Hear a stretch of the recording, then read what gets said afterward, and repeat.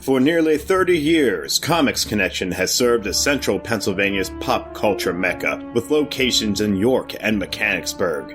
But now, you don't have to live in Pennsylvania to shop there. The brand new Comics Connection online store features a wide variety of back issues, graphic novels, games, and much more. Find out why thousands of customers, including such celebrities as Mike Hawthorne, J.F. Gonzalez, Mary Sangiovanni, and Brian Keene, have made Comics Connection their #1 store to shop at over the years. Check out the new online store at comicsconnection.com. That's COMIX connection.com.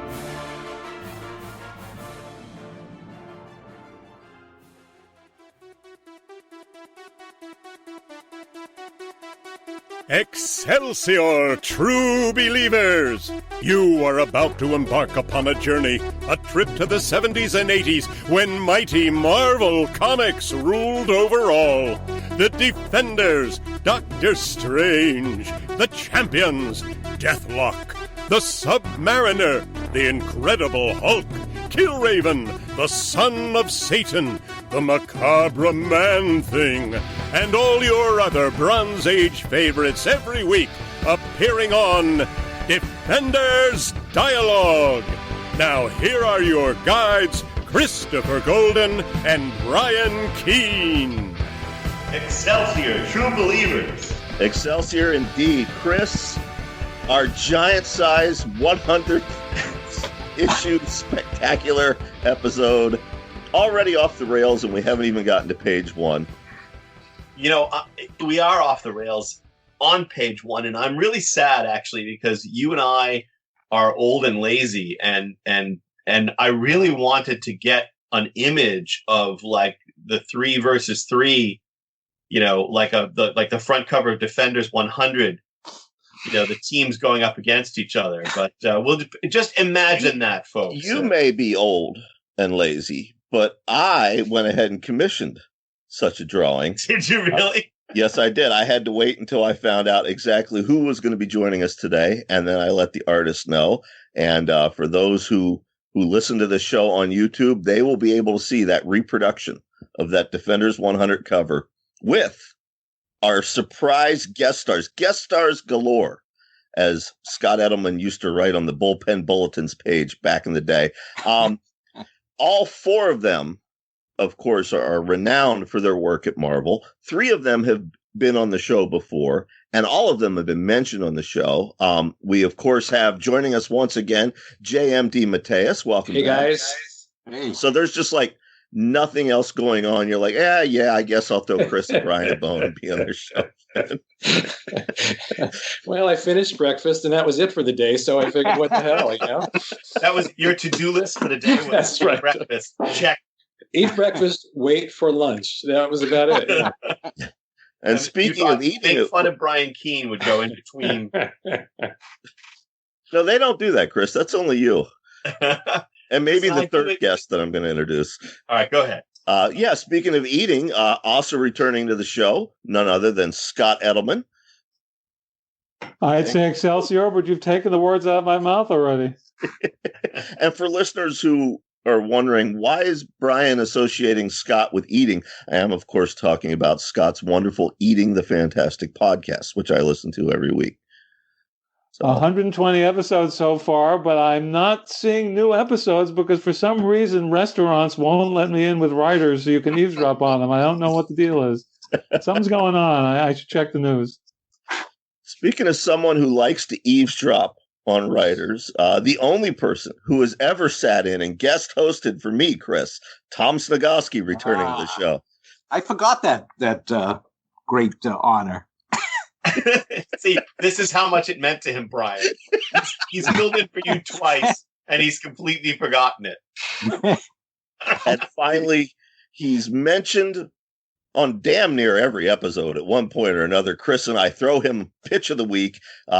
Joining us for the first time, the one and only Cullen Bunn in the house. Hey, everyone. I needed to hear those pitches of the week in person this time. All right. Also, I thought Tom was the host, not you, Brian. So. Well, you know, are you saying Tom hosted the good episodes? Is that? Oh, Believe Which it. ones were those? Yeah. There's only one. Tom's You were Hellcat on impersonation will never touch mine. So Yeah. Well, listen, as long as Brian does his Hellcat at least once in the 100th episode, that's the most important thing. you know, Victor Laval was going to join us this week too. Now, unfortunately, he had some family stuff come up, or at least that's what he claimed. I suspect it was, in fact, my Hellcat impersonation. Because if you remember, the first time I did that on this show, it was Hellcat flirting with Victor. So so you think Victor was afraid he'd come on the show and become aroused by your Hellcat? I think that's exactly what happened. I haven't even heard it and I'm aroused. That's the reason I'm here. You know, Stephen King, in a way, professed his arousal for me earlier this week on Twitter, and now I've got Sniegoski doing it too. I mean, this is a banner week at the Brian Keene household. All right. Well, listen, Brian, we're taking a break from our usual format this week to celebrate our 100th episode. And I find it interesting that you suggested that we said you, who likes a character more the dumber the character is, you suggested that we all make sort of, choices about our most ridiculous characters from Bronze Age Marvel Comics. So I'm stunned that you suggested it. You who love the elf with a gun more than anybody. Me, who loves the elf with a gun so much that other than Mr. DeMatteis, I'm the only other writer that's ever used him in anything. But ridiculous doesn't have to mean, insipid, stupid characters. It can be ridiculous with love too. There's a nostalgic value in these things. All right. Scott said something off the air, and Scott, I'd like you to repeat it here at the start of the show. You said you were having trouble coming up with thinking of a ridiculous character. Oh, I very much was when you suggested this as a topic for the episode today, and I was trying to think of the ridiculous characters, and I realized any character I thought of was ridiculous really wasn't ridiculous. It may have only been something not yet handled correctly by the right creator. That everything that was done back then, I was there in the Bronze Age, so maybe you end up having this bias that you're unable to step back and look at in a clean way that people who didn't live through it can, but everything was created with good intention and great love and might not have been a ridiculous character. And even those that were created for more marketing purposes than creativity purposes, after all, the Disco Dazzler came about because they said, hey, disco's going on, and CB-related characters came on as a marketing thing. But in the end, those characters, when handled well, suddenly did not seem quite as ridiculous as they might seem to other people. So I did have difficulty coming up with a list. So I do have some characters I'll mention, but then I have to say, are they really ridiculous after all? You mentioned CB characters. Now, I'm not going to mention the character because I suspect one of you may have him as your pick. But if you do, more than one of us. Okay, that's funny you should say, Cullen. I agree. More than one of us. more than Kazar, more than Man-Thing, more than Killraven. That's the Marvel character I want to write the most. Because Are you kidding me? No, I feel there is a horror comic, one of the greatest horror comics ever in that character. It's just, I pitched it for the Max line back in the day. It didn't get approved because the editor, Warren Simon, said the same thing you said, Chris. Are you kidding me?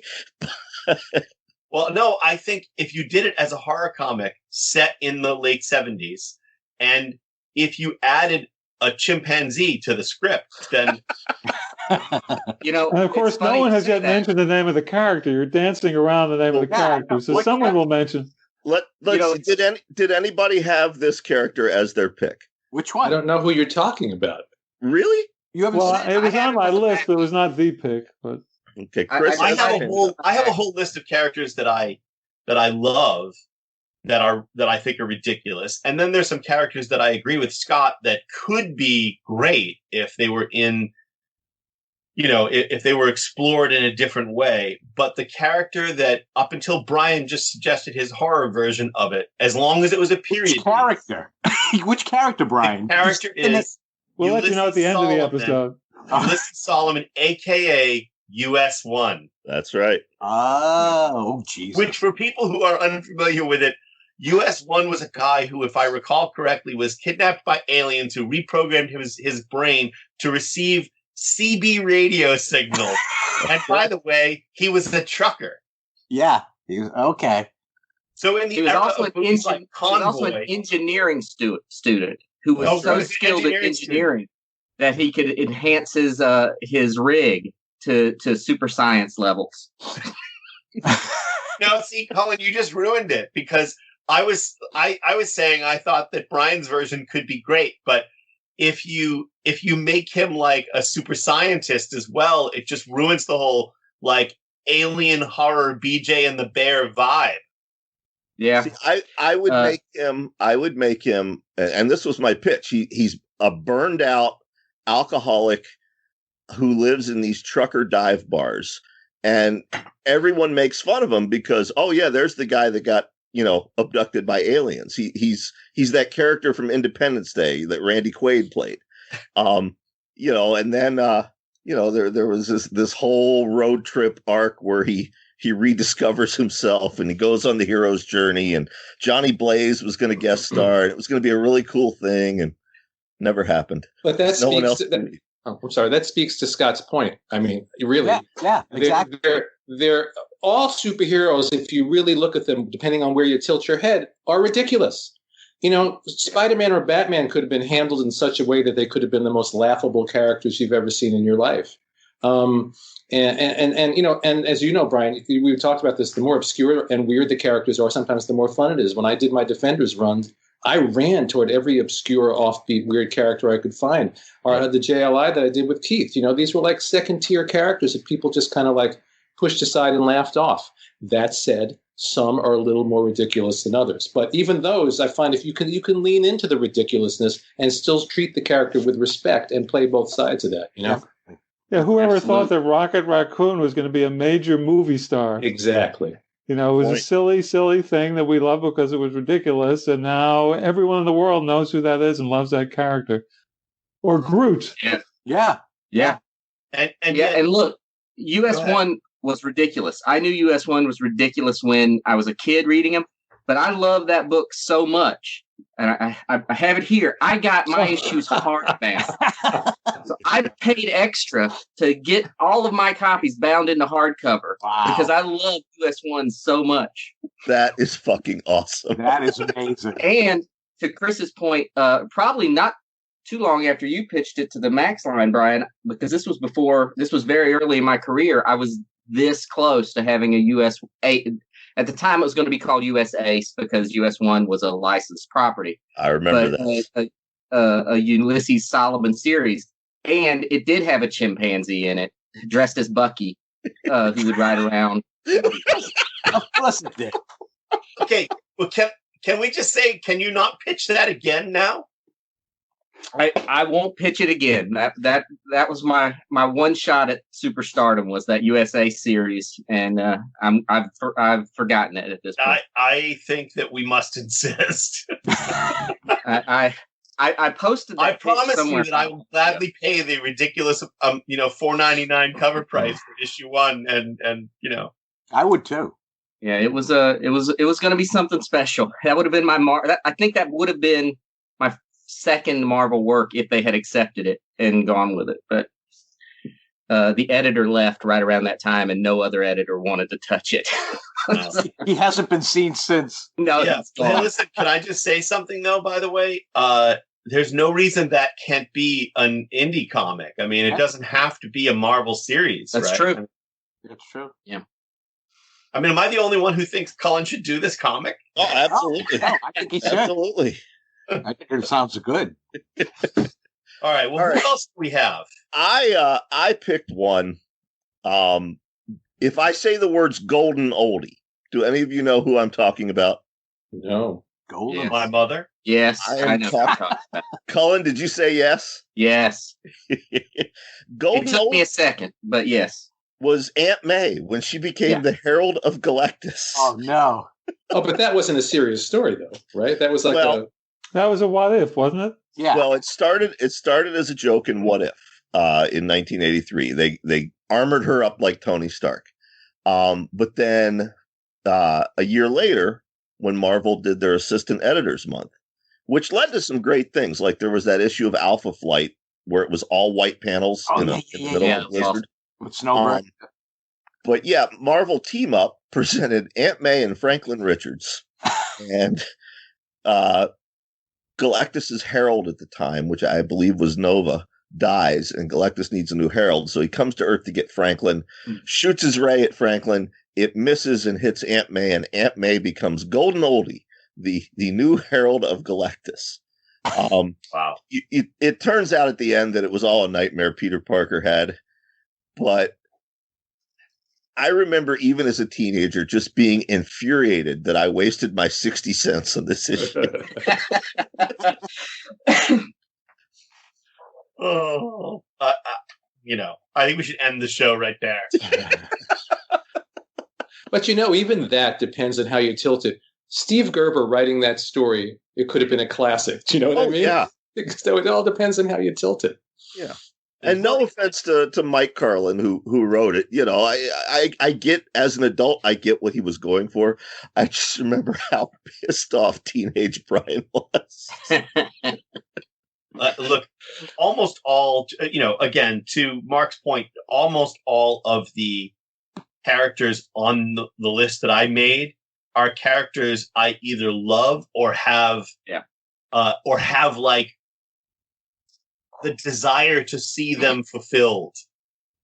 Like one of the characters on the list, and then you should all go through. And one of the characters on the list is the character Texas Twister. Yes. Yeah, he wasn't bad. He was kind of cool. Though the thing is, it's just silly because he's a cowboy who's also a whirlwind. So that's what I'm saying. It's like, it's a silly character who I found interesting regardless of how silly he was. And I think that if you did, like, somebody taking it seriously could do a really cool comic book story about that guy. Now, was his first appearance in Fantastic Four? I don't know. You're the one who knows that shit. I think it was Fantastic Four. What, didn't he show up to become like one of the new members of the Fantastic Four or something when they were doing like tryouts? I don't remember. I only remember him from Captain America. That's the only place I remember him being used. I remember him in Fantastic Four. Yeah. Just for a couple of pages or something. He was like, his first appearance, Fantastic Four 177. There you go. So you were right. And doesn't he show up in Project Pegasus later? He does. Sure. Yeah, that I remember. Yeah. So, which we're going to get to on this show eventually, Chris. Yeah, we will. Yeah. All right. So, everybody, we should go through.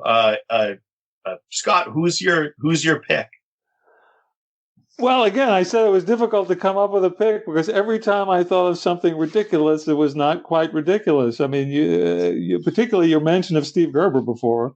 All the characters that you have mentioned in the previous episodes of this run that he came up with, on the one hand, you say, well, these are ridiculous, like Dr. Bong. How ridiculous is Dr. Bong? And, the Headmen are ridiculous.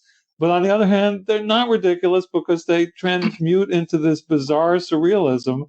So one of the ones I came up with was Le Beaver. I don't know if you remember Le Beaver, another Steve Gerber character. But this was, I guess, a paraplegic who could only work, a Canadian, who could only use his teeth, and built himself a giant mechanical beaver suit and ran around and ended up being a super. So that one, I think, did not transmute the way something like Dr. Bong did, in which a guy with one hand hits himself in the head and it goes bong, and he has all these. And he ended up becoming a fascinating villain, but it transmuted again into surrealism instead of ridiculous. So that's why I have trouble. How did I miss Le Beaver? Yeah. where did Le Beaver first appear? Howard the Duck? I thought that was a Defenders villain, wasn't it not? No. I think it was Howard the Duck. Then maybe it was a Howard the Duck one. Yeah, it was Howard the Duck. Yeah, I believe it was Howard the Duck. And I think, maybe not, but I think it might have been in the Howard the Duck Treasury Edition, which guest starred the Defenders. I think it might have been reprinted in the back of that, but I'm not sure. But Gerber was always coming up. I mean, when Howard the Duck started, forget Howard the Duck being ridiculous. We'll set that aside. But he fights a vampire cow, right? I mean, how ridiculous? Hell cow.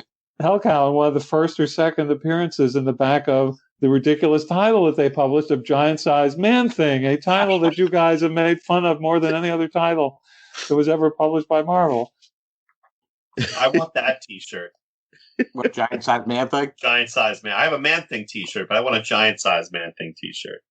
Mark, what about you? What character did you come up with? I just want, before I get to my pick, which is one of my own characters, because I think it's only fair. I was thinking about, characters that I love that are inherently ridiculous.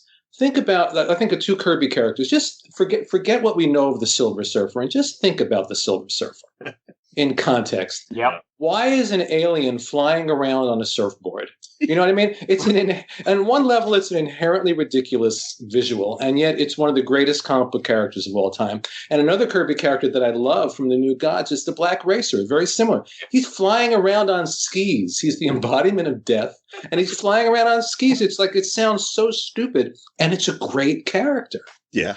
But now let's go to really, truly stupid. No, which even not so. Very early in my career, I worked on an issue of, maybe within my first year and a half in the business, of Legion of Superheroes. And it was illustrated by Steve Ditko, mind you. So, right. And I came up with this villain called Dr. Mayavale. If you look in the little Twitter exchange we had, I sent a picture so you can get a sense of how absurd it is. Okay. And I was trying to lean into sort of the Gerber-esque quality that we were talking about, but I didn't have my craft yet. So it just came out completely stupid, because the concept was a guy who's lived through thousands of incarnations and remembered them all and had some connection to the Legion of Superheroes, which is a cool concept.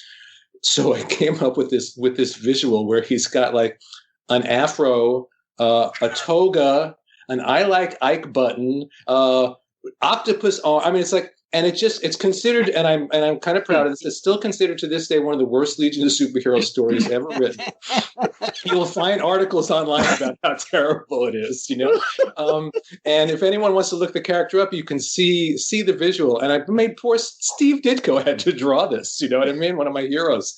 And it's within the context of that story, it's a terrible character. And yet I look back all these years later, and I think I love the concept, and I would love to revisit the character and tilt it in the right direction and get rid of the afro and the I Like Ike button, and the little skirt that he wore, the Roman skirt. So I had to start with one of my own, because I can't mock other people's characters without mocking myself first. Now, since you brought up the Legion of Superheroes, I know this is a Marvel show, and the first character that actually came to mind was not a Marvel character. It was Arm Fall Off Boy. Now, you're not responsible for Arm Fall Off Boy, are you? No. Is that one of yours? This was someone who auditioned to be a member of either the Legion of Superheroes or the Legion of Substitute Heroes, and his power was he could make his limbs fall off, and then he could beat you to death with them. So basically, his arm would fall off, and with his other hand, he would grab his arm that fell off and run around hitting people with it. And but wasn't he meant to be ridiculous? Wasn't that Legion of Substitute Heroes were always meant to be ridiculous? Yes, but that was a character that came to mind. It's just wonderfully ridiculous. But again, it is not a Marvel Bronze Age character. So neither was mine. So sorry. That's all right. What about you? Other than US1, which I love your love for that character. I know that I am not alone now, but yes. So I have, first of all, just to echo what everybody said, my wife and I have had this conversation numerous times, because she'll say, "What are you working on? What's the story you're writing today?" And I hate telling her any story. The books I'm most proud of, they all sound so stupid when you try to explain them to somebody, especially someone who doesn't read comics. So I think every comic is a little bit ridiculous, and the best comics are ridiculous in the best ways. And that's fine. Not long ago, someone told me about it. I'm not going to say it so that no one thinks I'm insulting the book, but someone just, I don't care, because I'm not. They were talking about Savage Avengers. Someone was telling me about Savage Avengers, where Conan comes to the modern day Marvel universe, and they were talking, and I said, that is the dumbest thing I've ever heard, and I love it. I'm really angry that I'm not writing it, because it's dumb in all the right ways. And I think people sometimes forget that comics, it's okay to be a little ridiculous and a little absurd and a little dumb, because you handle it the right way, you get the right the right kind of story. That said, I have a dumb, ridiculous character. I have a couple. One that I love, and then this one that I still kind of love, but I know it's a stupid character. And he has only appeared in one book that I know of, in one issue, and it might have been a what if issue, something that didn't. Some people say this issue didn't happen in continuity or whatever, but I still think it did, and will always say it did. So in Obnoxio the Clown versus the X-Men. Oh, hell yes. Now, I love Obnoxio the Clown, and I have been able to write him in, modern comics because some editor was dumb enough to let that happen. But dumb in all the right ways. But there was a villain in that book who was a mutant, and he was so jealous of the X-Men because they all got great mutant powers, and he got the worst mutant power, he thought. So he went to attack the X-Mansion and turn the Danger Room against them. He did this when Obnoxio the Clown was appearing at the X-Mansion to perform for Kitty Pryde's birthday party. But this villain's name was I Scream. Yep. And his mutant power was he could turn into any flavor of ice cream. And I think he only does it once in the issue. He turns into a banana split in order to seep through the doors and circumnavigate the X-Mansion's defense system. But he looked like a ninja. He was all dressed in like a sleek black bodysuit. So he looks like a total badass cool character. And his power is he can turn into any ice cream. And I still say he could make an amazing body horror villain if he were used the right way. And I would love to see like Punisher versus Ice Cream or something like that now. Cullen, I generally hear these things you say, and I think, please go write that. But in this case, I'm going to say, please don't go write that. Imagine a nice family sitting in an ice cream parlor, enjoying some banana splits. And then suddenly we realize this guy's like a senator that Ice Cream has been hired to kill. And then he just erupts out of this guy's body. Think of the horror. Think of the pathos. As a I saw Deadpool that movie. villain, It's it would called The work. Stuff. Yes, he was. Yeah. The Stuff came out before or after Ice Cream. I can't remember. Maybe it was after. Probably before. Yeah, I mean, Ice Cream was probably post Stuff. Yeah. So, And it's not that far different from a guy that turns into sand or a guy that turns into water. It's just another couple of steps forward. Yep. It's funny. he did say things like banana lickety split before he changed into. That makes it all better. Now, Cullen, I'm curious. When you got to use Obnoxio the Clown in Marvel Modern Continuity, Yes. did the no smoking rule apply to that character? Yes. Yeah, it still applied. See, that's heartbreaking because I can't picture that clown without that horrible cigar hanging out of his mouth. Yeah, And I I agree. say horrible because they always drew it like, all beat up and chomped on. And I tell you, just real quick, that the no smoking policy. My buddy Matt Kent did a Nick Fury story, and he had painted it with Nick with a cigar in his mouth. And they came back and said, "Well, you can't have him smoking." And Matt did what I think is the greatest thing ever. He drew a bowl of carrots next to Nick, and then painted the cigar orange. So it's just Nick Fury eating carrots. Out of the bowl. That Ice Cream Man thing brings up a point because there are characters that were created specifically to be ridiculous. Yeah. So that's one category, but the other category are the characters that were created in a more serious vein and ended up coming off ridiculous, like my own character that I mentioned. I was dead serious about that character. Yes, I was leaning a little bit into the absurd, in a Gerber style, but it was a serious character, whereas clearly this Ice Cream character was meant to be silly from the get-go, Well, there's But also then you have a character who is, again, not ridiculous. Look at something like Squirrel Girl, who is magnificent. And the concept that you have this character who off-panel defeats the Dr. Octopus or defeats Galactus, and you have no idea what actually happened, but somehow she was able to do it. And we all love her. Well, maybe we all don't love her. I love her, but it could have been totally ridiculous. Instead, it's a wonderful character. Well, for me, I'm thinking about I love the character, the Orb. Oh yeah. Even though it's so stupid looking. But I think I don't know. I think he's really cool. And you're talking about Squirrel Girl. There was someone else who was, the one character I can't stand. And I think you guys will yell at me for not knowing this, but I don't remember when the Impossible Man first appeared. Fantastic Four number 11. There you go. So very early on, but that character always made me like pull my hair out. I just always wanted him to go away. The same way that like Mr. Mixelplick or however he pronounces his name. Mixyezpidlick. Come on, Christopher. There you go. Mixyezpidlick. Mixyezpidlick. Okay. Whatever you say, times or he'll appear. Yeah. So that's Beetlejuice. I know those characters are created like they are the impish, mischievous characters, and they're created purposefully to be that, but they drive me crazy. But see, I would say that even with the Impossible Man in the right hands, you could make him an analogy for the trickster god of mythology and folklore. Kind of like what Alan Moore did with Mr. and I won't be able to pronounce it, so say it for me, Scott. Mixyezpidlick. That. That, yeah. I hope you know how to pronounce Batmite.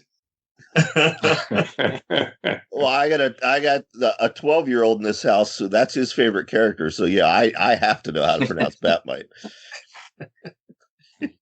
Yeah, well, so those characters just always drove me crazy. But I also want to wait. We didn't get to Tom. No, yeah, I want to go to Tom. Well, I've actually got a chance to write this character with Eric Powell doing the artwork. Was Devil Dinosaur. Oh yeah, Devil. Yeah. That's pretty damn silly from the get-go. But I've always had this enormous affection for the character. So when Marvel asked Eric to draw a Devil Dinosaur story, he knew my affection, and he immediately picked up the phone and says, "Will you do this with me?" And it was just like fantastic. Not only did it have Devil Dinosaur in it, it had the Hulk, and it had the two Celestials also. So it was that, which I wrote as kind of like Frasier and Niles Crane. Yeah. So yeah. But now, isn't it really Moon Boy who's silly? Yeah, kind of. Yeah. I don't know. Moon Boy's just like a little cave boy. I mean, it's a little monkey boy. So I don't know. And you have to remember, when Kirby created that series, it was Marvel was trying to spin it off into Saturday morning animation. Yes, exactly. So Moon Boy's purpose was to provide the dialogue for the kids at home watching. Right. See, as a kid who grew up loving the children's book Danny and the Dinosaur, Devil Dinosaur and Moon Boy is like the perfect, comic book for that. Oh yeah, but that's Kirby's genius anyway. If you look at a lot of Kirby creations on their face, they can seem sort of, as I was saying about the Silver Surfer, the Black Racer, exactly. But it's what he does with them that is just so amazing, But that's because he was a genius. Yep. The first Kirby I ever read, and we've talked about it on the show, and Cullen, I think this might be around the first Kirby you ever read as well. It was the Mad Bomb Saga, 1976. I didn't know who Jack Kirby was. I'm just, an 8-year-old kid who thinks, hey, this comic looks cool. Going back and rereading it as an adult, every issue of that is ridiculous. And yet it still works. It still holds up. It's still magical. Not from a nostalgia value, but from a storyteller value, Do you remember Captain America's Bicentennial Battles, that big Treasury edition? Oh, yeah. I loved Mr. Buddha. Do you remember Mr. Buddha was the character in that? And when I wrote Captain America, I could not wait for an opportunity to get Mr. Buddha in that book. And I got him into an annual one year. I remember that. And what was Mr. Buddha's power or reason? He was just like another one of these cosmic guys. He was basically a cosmic Buddha is what he was, and he popped up in Captain America's life and did weird things. Cool. I don't even remember it clearly. I just remember that I loved that character, Now, what about characters that other people love, but you personally just don't get? Gwenpool. That was easy. Yeah, but I'm talking about I'm not talking about now. The Bronze Age? Yeah. I got to think about it. So let's go. Let's start with Cullen this time. Oh, man, I don't know. I'd have to think about ones that people love because I think I could probably. I love all these characters, I think. But I'm going to throw one out then, and then you guys can defend it. Okay. Yeah. Brian, Beta Ray Bill. What? Come on. I won't defend that. I checked out of Thor when they brought him in as a kid. What? Yeah. Come on. Wow. I Go ahead, have at it, Colin. did the Thor when Beta Ray Bill came back in. I sold magazine subscriptions at school, and that was the one that we bought was Thor, and the first issue that came in the little brown wrapper was my Beta Ray Bill issue. And look, I love the run before Simonson's run on Thor was awesome, and I have those bound into hardcover in the other room. But that Simonson Thor, I absolutely loved everything about it. And yeah, Beta Ray Bill is totally ridiculous. But he hit at the right time in my life and the right age for me to see that character and see someone else, wield Thor's hammer. And this was before, or at least, for me, it was before I saw every other, different variation of heroes. Now that's the rage is let's switch these heroes up and see Hulk Deadpool and, Deadpool Thor and Captain America with Iron Man's armor. That's all awesome. But see another character in Thor's costume and with Thor's power, for me at that time was just, it blew me away. I loved it. So did you feel the same way about Frog Thor? Frog Thor was wonderful. Yeah, actually, the Frog Thor stuff that shouldn't work at all, but that works really well. I wrote a 11-issue series with Frog Thor as one of the members of the team because I love him so much. Right. As Guardians of the Galaxy, right? Yeah. Yeah. The Beta Ray Bill was the one character I did not use in Thor Metal Gods. I even worked Rom's armor in there. We couldn't call him Rom, but we could say, oh right. Yeah, there's the armor of a space knight you used to know, Thor. The Beta Ray Bill was and the lead writer even asked me, he's like, don't you want to throw Beta Ray Bill in here? I'm like, hell no. Wow.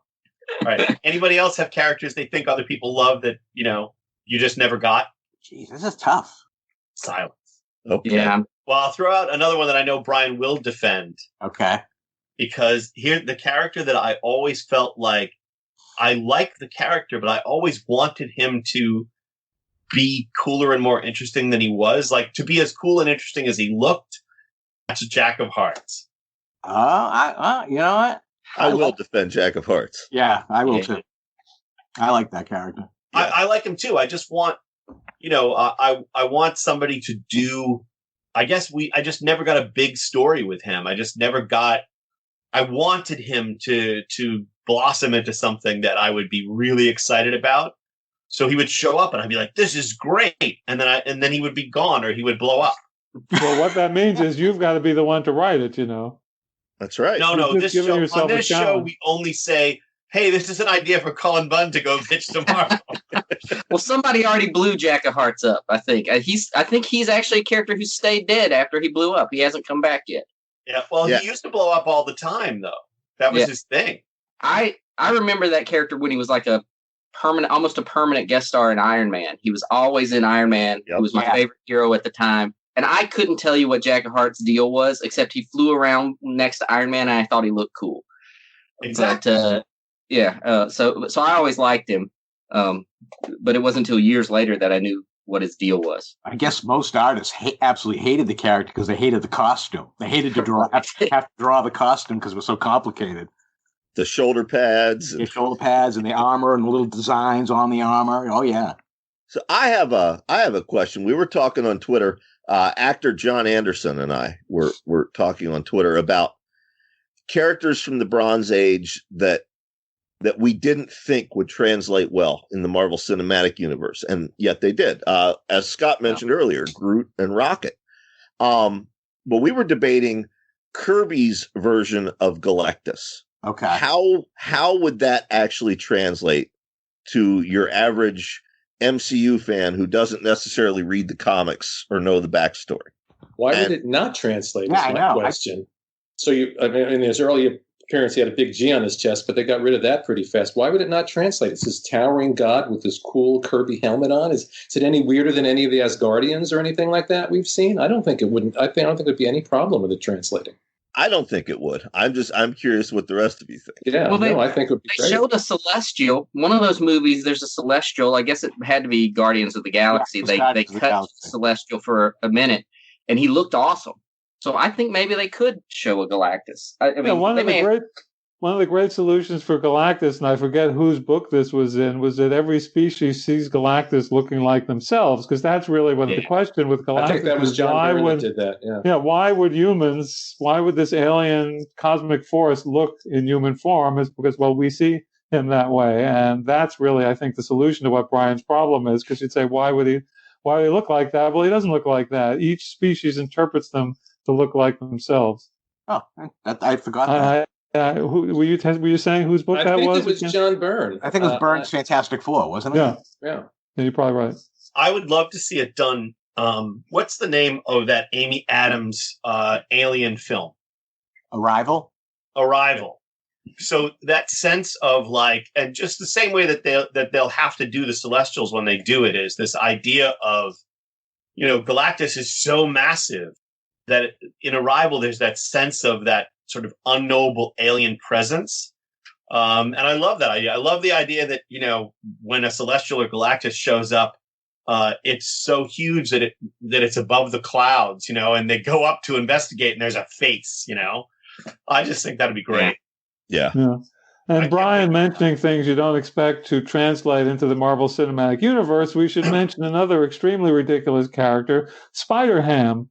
A pig with an anthropomorphic pig with the powers of a spider, and was one of the best parts of the animated movie that came out last year. That's and right. Could you possibly have predicted that would happen? There is no way you would have thought this is going to be a one-off forgotten thing.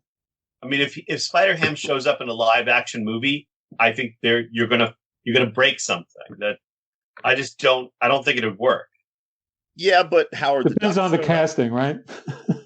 Yeah, Howard the Duck was there. Yeah, Howard the Duck was there, but only for a moment, and for me, it really didn't work. It worked as a post-credits gag. Sure. But I think, if Howard the Duck is walking around as a member of the Guardians of the Galaxy, visually looking like that, it's not going to really work for me. I think it could work. I think it could absolutely work with the CGI that they have now. I mean, if you can make a tree a supporting character, you can make a duck a supporting character. Right?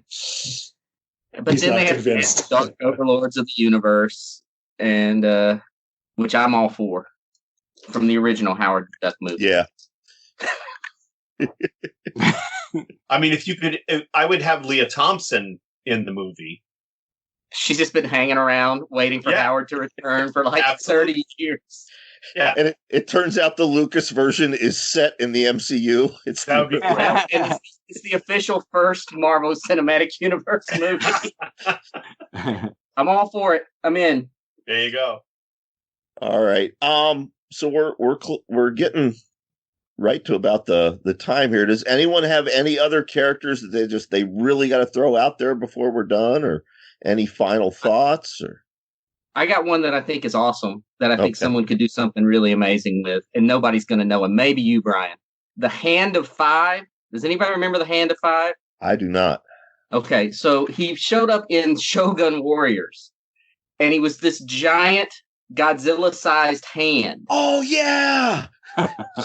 And each finger was a dragon's head, and he would fly around, and the digits would pop off the fingers, and they would grow like saw blades and missile systems, and they'd fly around and fight the Shogun Warriors. I remember that now, yes. And he was awesome.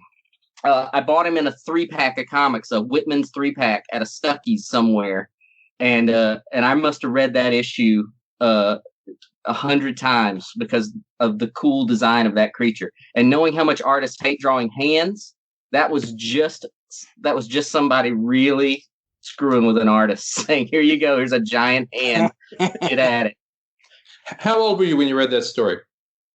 So I'd had to be in 8 or 9 probably when that came out. And I think that's a lot of like what's absurd and what's not absurd too. We read these stories when we're 10 years old, and we take them with great seriousness. As an adult, we may look down our nose at them, but that sense of wonder and that magic is there on the page. So what's one person's absurdity is another person's, deadly serious character. Yeah. I remember when I was in the 7th grade when the Batman TV show came on, right? And I was a complete, nerd, prepubescent nerd. And that show came on and I took it very, very seriously. And it took me a while to admit to myself that they were playing it for laughs because I loved that character so much and I took it so seriously.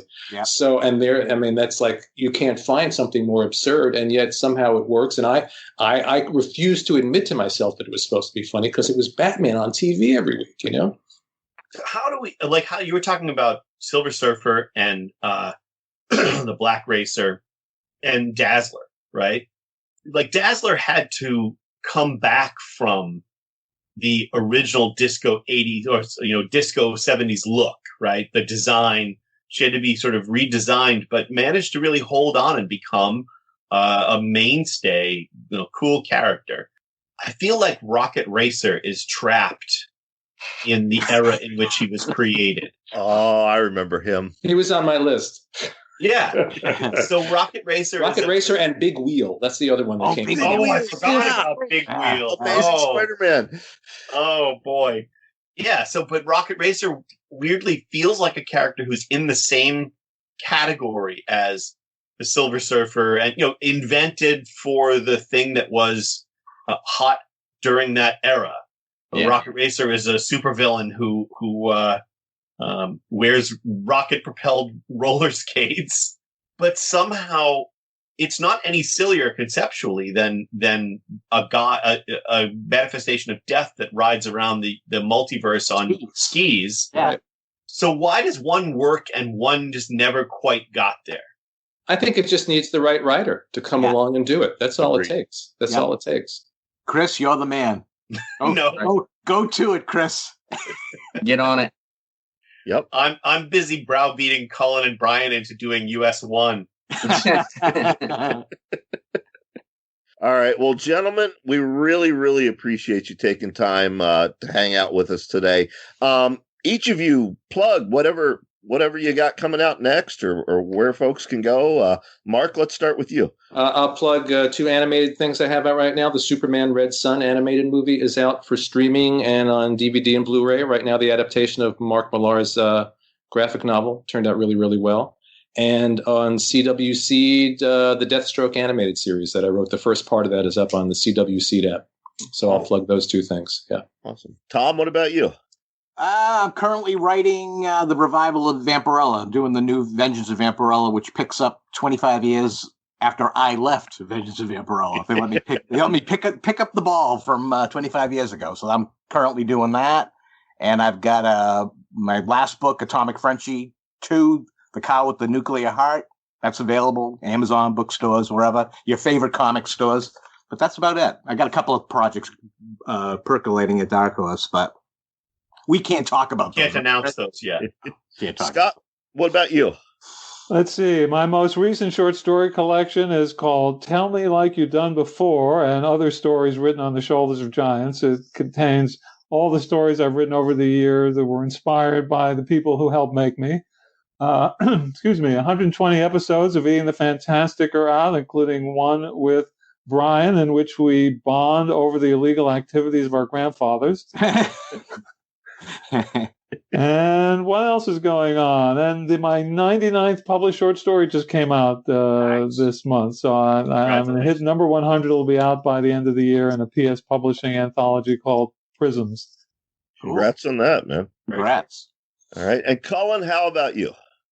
So I have a bunch of creator-owned books that are in the works and probably would have been announced if, but things kind of have been delayed now for a little bit. So they're coming out, but I can't really tell you what they are. Can you say who they're from? Yeah, I've got a couple of Dark Horse books coming up, a Boom book coming up, and some new Aftershock books in the works as well. So those will be hopefully announced relatively soon. And then I'm doing the new Shadow Man book for Valiant, which would have been out, but again, got delayed. It's coming out soon. Stay tuned for when that's going to hit the shelves finally. And yeah, other than that, you can find me on Twitter, at Cullen Bunn is the place to find me. And guys, congratulations on the episodes too. I mean, that's no small feat. Yeah, absolutely. I think this the number of guests we have equals the number of listeners we have every week. It's a milestone for us. We are the listeners, right? When I recently mentioned to a comic fan friend of mine, Chris and Brian Keene do the show, Defenders Dialogue. And they were like, what is that all about? I said, it's about the Defenders. And their response was, are you shitting me? Hey, listen, nothing better. That's right. All right. Well, real quick, folks, I want to give a shout out to our engineer, Matt Wilderson.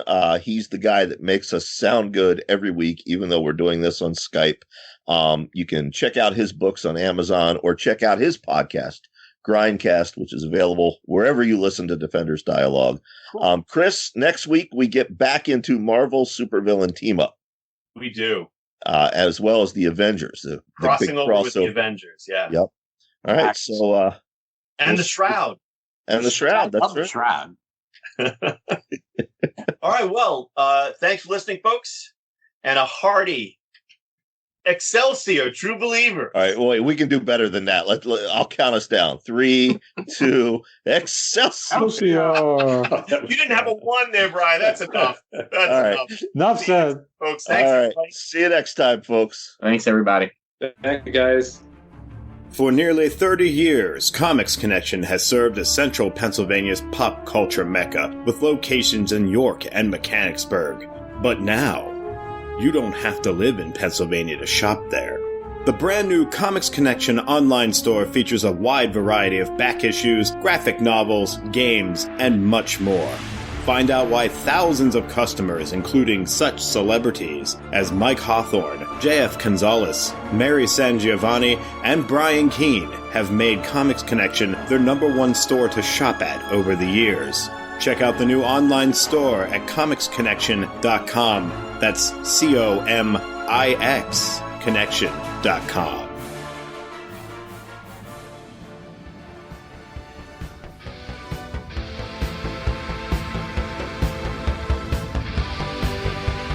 Defenders Dialogue is a production of the Brian Keene Radio Network. You can listen to this episode and all previous episodes for free on Spotify, Apple Podcasts, Stitcher, YouTube, Google Play Music, and wherever else podcasts are available. Defenders Dialogue is written and produced by Brian Keene and Christopher Golden. Our theme music is by Xander Harris. Our engineer is Matt Wilderson. Check out his books on Amazon.com. If you enjoyed this show, you might enjoy our other podcasts, The Horror Show with Brian Keene, Cosmic Shenanigans, and Grindcast. To advertise on Defenders Dialogue, visit briankeene.com and click Podcasts.